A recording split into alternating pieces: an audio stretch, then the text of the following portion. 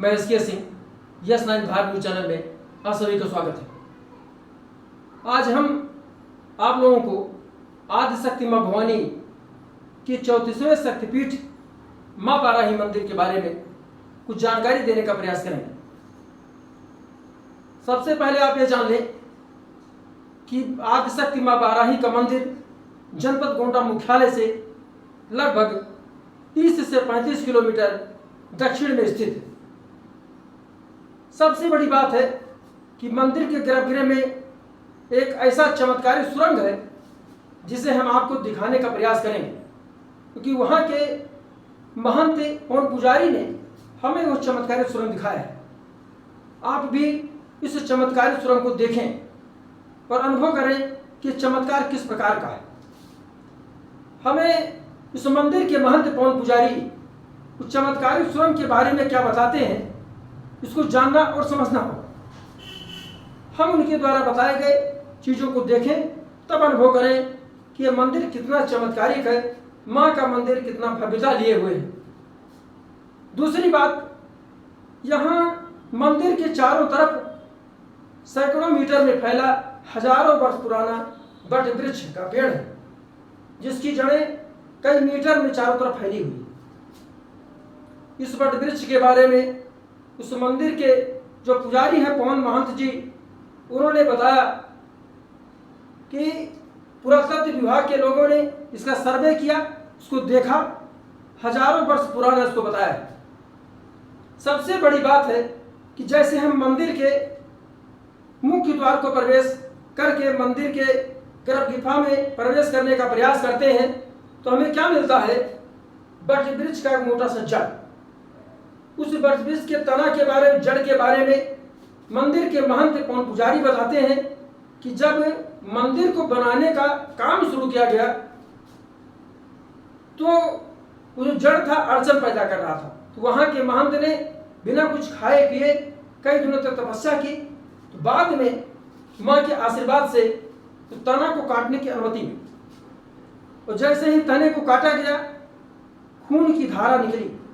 हम उन्हीं की जुबानी जानने का प्रयास करते हैं, उन्होंने वीडियो में किस प्रकार हमें बताया है इसके बारे में बताएं। जैसा कि मैं पवन पुजारी बाराही देवी उत्तरी भवानी, ये जो आप देख रहे हैं वट वृक्ष, इसी की छांव में, इसी की खो में माता का सुरंग है। और ये वट वृक्ष 18,000 साल वर्ष पुराना है। इसका एक ही ये मेन जड़ है, बाकी ये 1 किलोमीटर में वट वृक्ष फैला हुआ है, बाकी सब तना है। ये जहाँ पर जो पकड़ लिया है वो सब तना है, बाकी इसकी मुख्य जड़िया है। इसको पुरातत्व विभाग वाले भी सही पता नहीं लगा पाए कि कितना हजार वर्ष पुराना है। आए थे पुरातत्व वाले? हाँ, पुरातत्व वाले इसको एक बार आए थे पुरातत्व वाले, लेकिन सही पता नहीं लगा पाए कि कितना हजार वर्ष पुराना है जी। और इसी का जो दूध है, इसका जो दूध है वो ऑल इंडिया से लौट आए। आँख वाले मरीज ऑल इंडिया से वापस आ जाएं, जैसे कि उनकी आँख में बुल्ला ही ना हो, मगर यहाँ माता जी के चरणों में रहकर वो दिन रात अपना सेवा करें माता जी का। और हम लोग माता जी का आशीर्वाद लेकर के उसके आँखों में इसी का दूध डालेंगे तो उसकी आँखें और ज्योति पुनः आ जाएगी जी। मैं पवन पुजारी, जड़ यहीं से शुरुआत हुई है, मेन जड़। बाकी जितना है ये 1 किलोमीटर में फैला। ये मेन जड़ है? हाँ, ये मेन जड़ यहीं से शुरू हुई है। ये वट वृक्ष का मेन जड़ है, पुजारी जी का है। बाकी ये जितना भी फैले हुए हैं सब तना है। जैसा कि ये जैसे कि देवी की स्थान पर भैरव बाबा का स्थान। महाराज जी 3 पिंडी क्या है इसके बारे में? हाँ, बता रहे हैं। जैसा कि हर देवी के स्थान सब पीठ पर एक भैरव बाबा का स्थान होता है, तो ये बाबा भैरव का और उनके माता जी के गण लोगों का स्थान है। ये भगवान कलिक, आने वाले कलयुग में भगवान इसी रूप में अवतार लेंगे, भगवान कलिक। आप देख लीजिए, कलयुग में जो भगवान कलिक का अवतार होना है वो इसी रूप में, यही प्रतिरूप में है। हाँ, घोड़े पे सवार होकर भगवान इसी रूप में आएंगे। महाराज जी अपना नाम परिचय बताएं। मैं पवन पुजारी, उत्तरी भवानी बाराही देवी। क्या आप मुख्य पुजारी हैं? जी जी। ये माता बाराही शक्तिपीठ के बारे में कुछ बताएंगे? जी जी।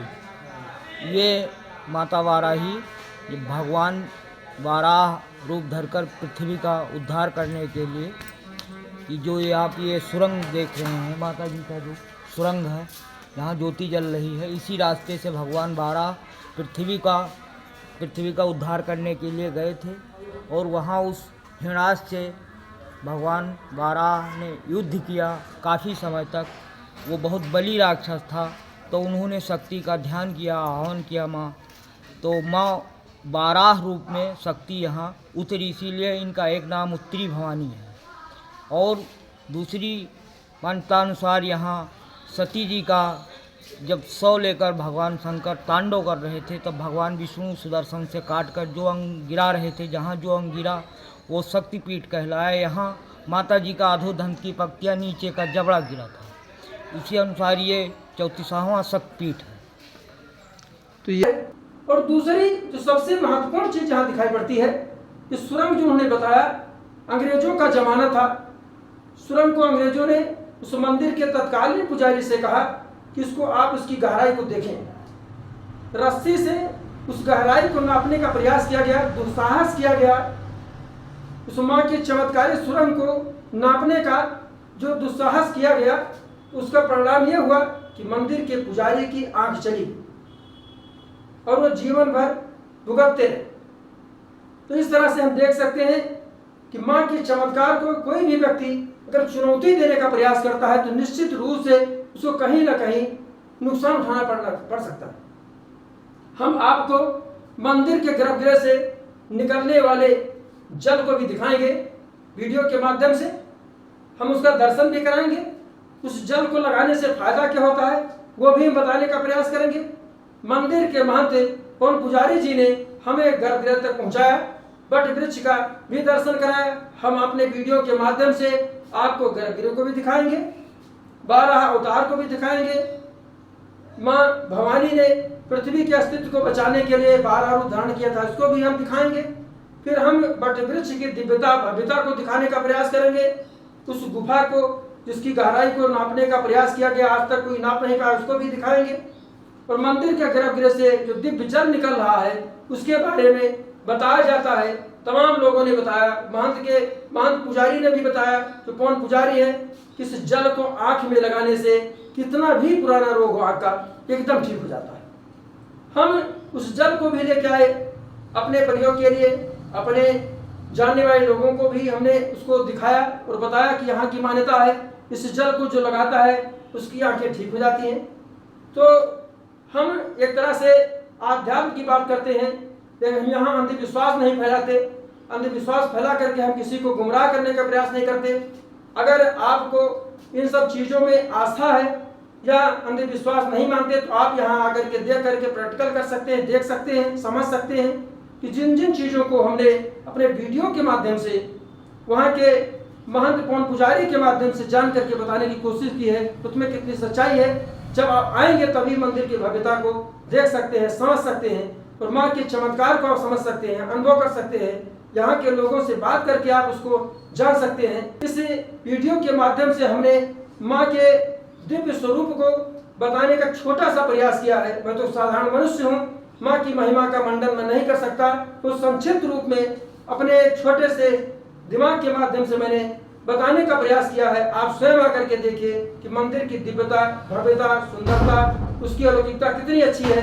आप निश्चित रूप से उसको अपने आंखों से देखिए, कान से सुन करके समझ सकते हैं कि किस प्रकार से मंदिर की भव्यता और दिव्यता है। अगर हमारा यह वीडियो आपको पसंद आया हो तो निश्चित रूप से लाइक और शेयर करें। हाँ, और आप सब्सक्राइब करना बिल्कुल ना भूलें। Bureau report S9 Bharat.